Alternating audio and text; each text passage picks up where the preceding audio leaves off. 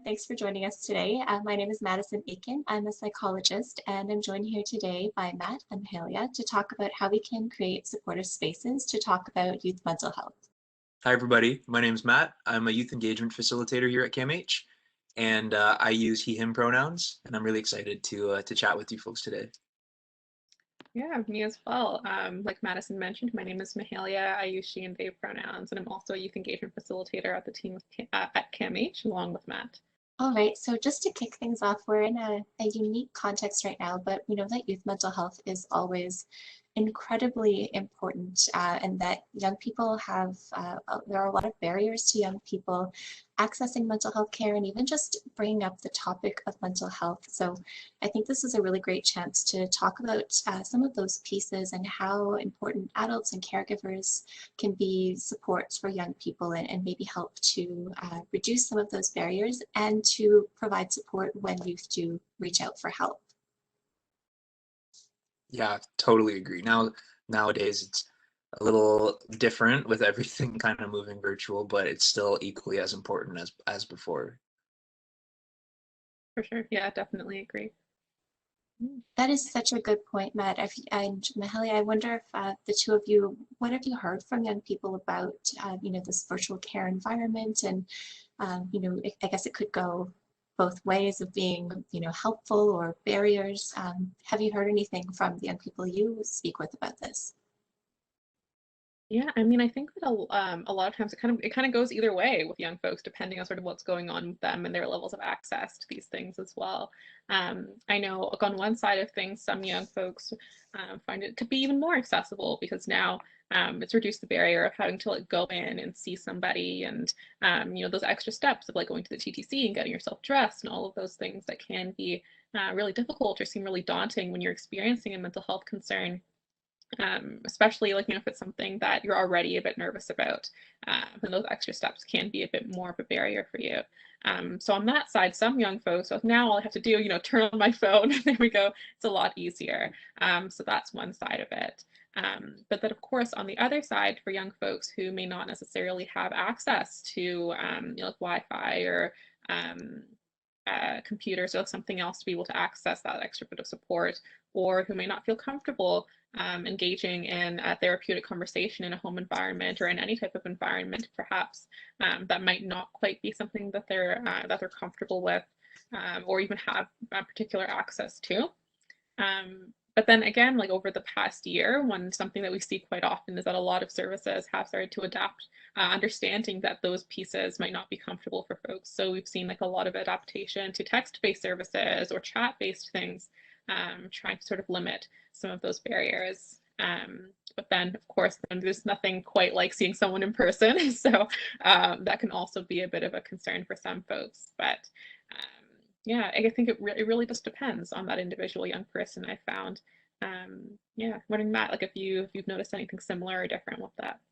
Yeah, I like fully agree. It's such a double-edged sword in that way, and like I think that for the first time, we're all seeing an overabundance of resources, quote unquote. Like if I were to Google virtual CBT right now, there are going to be pages and pages and pages of websites that it's almost overwhelming because I don't know which ones that I can rely on. That I don't know which ones will provide me the actual support and service I need, or ones that I can pay for, or ones that are covered by insurance, and there's so much. It's like a whole new battleground to try and navigate that we've never had experience navigating before this year. So it's really interesting. I think it's going to take some practice to kind of get used to navigating this world, but I think that it does have some benefits, some silver linings in that sense that a lot of barriers are broken down, which is nice.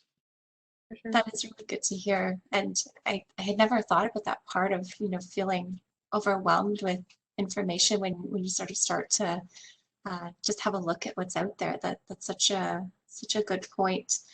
I wonder about other kinds of barriers. We hear a lot about stigma and that. Can either of you talk a little bit about how stigma affects young people and how that might affect accessing care?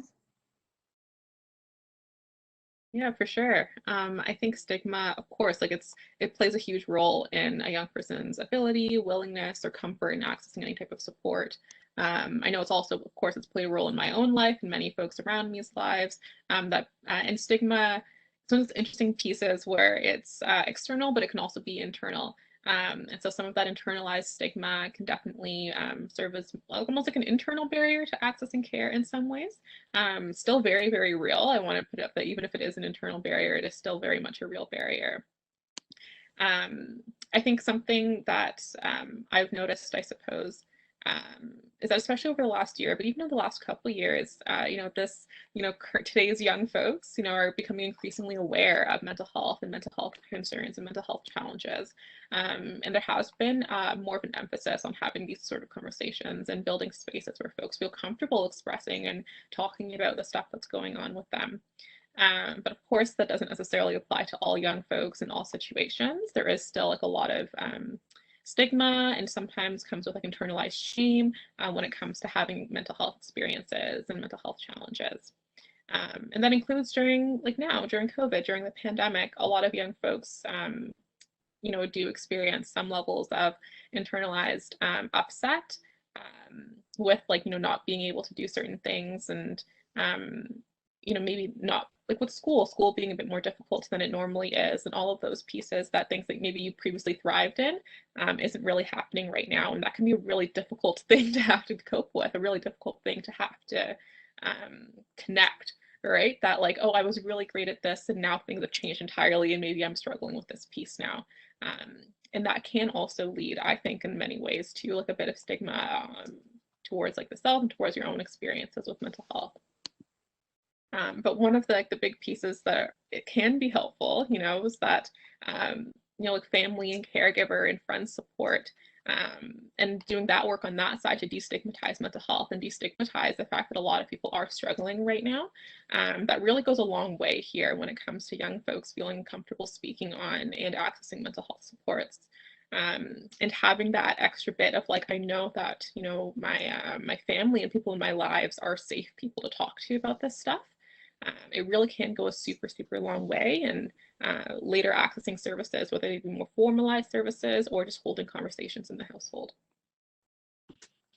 Mahalia, I think you hit it on the head there. It's so true. And I find that we're making so much progress with breaking down barriers in terms of stigma, but I find, at least in my experience, that there still seems to be this notion that you can't access support unless you're in a crisis.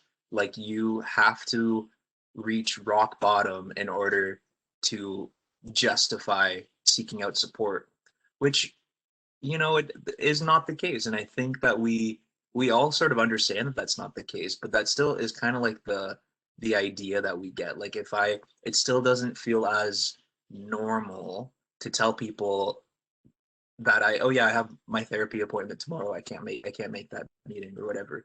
It feels like there's still a sense of of shift that needs to be made there. But you're so right that that shift is going to go hand in hand with the people who are providing support to us, right? Like our caregivers, like our parents, like our community leaders, like all of these people in our lives that are sort of facilitating us young people reaching out for support. Yeah, I really like what you said there too, Matt, about that sort of that shift away from like like thinking about mental health, something that you can only do, like support if you're already in like a really deep space, and more of like a mental wellness approach to it, which I think is really awesome. And Madison, I'm curious to hear your thoughts on this from the perspective of parents and caregivers. How do you feel that these barriers sort of affect your ability to provide support? Yeah, you've brought up really great points. And a lot of times, of course, working in a hospital, I hear from caregivers who have already navigated the system to some extent. They've gotten to the point of, being at our doors, which is fantastic. And so really what I hear a lot is that parents and other adults, other caregivers really want to support and often find that they just, like, they don't know like what's the right thing to say, and how can I help, really wanting to be sensitive and thoughtful about it, and how much can I push and encourage, and how much is too much, and how do I really be there in the right way that's appropriate for a person who is in that developmental stage of becoming an adolescent and a young adult. And obviously people are moving towards being more independent and wanting more privacy and freedom, and so I think parents are often walking that line of supporting and respecting space. So those are things that I hear from parents, and like, how do you support without being too intrusive, for example? Yeah, I can only imagine how difficult that must be, because from what it sounds like, it comes from such a place of love. Like, you want to provide the best support possible, and sometimes that means just let me take care of you, right? And that, unfortunately, with young people, with youth, with adolescents, that doesn't really work. I always like to call it parents-plaining, when parents try and tell young people how to solve their problems and tell them that you are dealing with this because you are doing this. And it comes from a place where you're trying to support and you're trying to help and you're trying to provide answers. But sometimes you have to take a step back and just ask yourself, like, am I the person who should be providing these answers? And it really is a sliding scale. Some questions you may be able to provide answers for, and some you might not be able to. And that's where the importance comes to constantly reevaluate your role as a caregiver, as a parent, and trying to facilitate their reaching out for support and validating them consistently and letting them know that even when I don't have the answers, even when I am not the one who may be able to best help you in this scenario, you have my wholehearted support every step of the way. And I think that that's a really important factor for caregivers to consistently evaluate. Sure. Yeah, I definitely agree with what folks have said. And I think like something that I heard when I was younger was, like, now, now we're taking the role of like your cheerleader, right? First we were like team coach, now we're the cheerleader. And so that's sort of like thinking about the different ways that that role has shifted and continues to shift. Where it's like, I think for a lot of young folks, like Matt was saying, a lot of it is just that validation, that like making sure like, yeah, I'm here for you. I'm always here to support you and sort of prop you up. But just know that I'm not going to be the driver of this. I always go to say ship, but that's not the metaphor. Steer. I'm not going to steer this ship. You're going to do it. You're going to steer the ship. I'll just be like your deckhand or something. Clearly, I don't steer ships, but like that's sort of that's what's going on.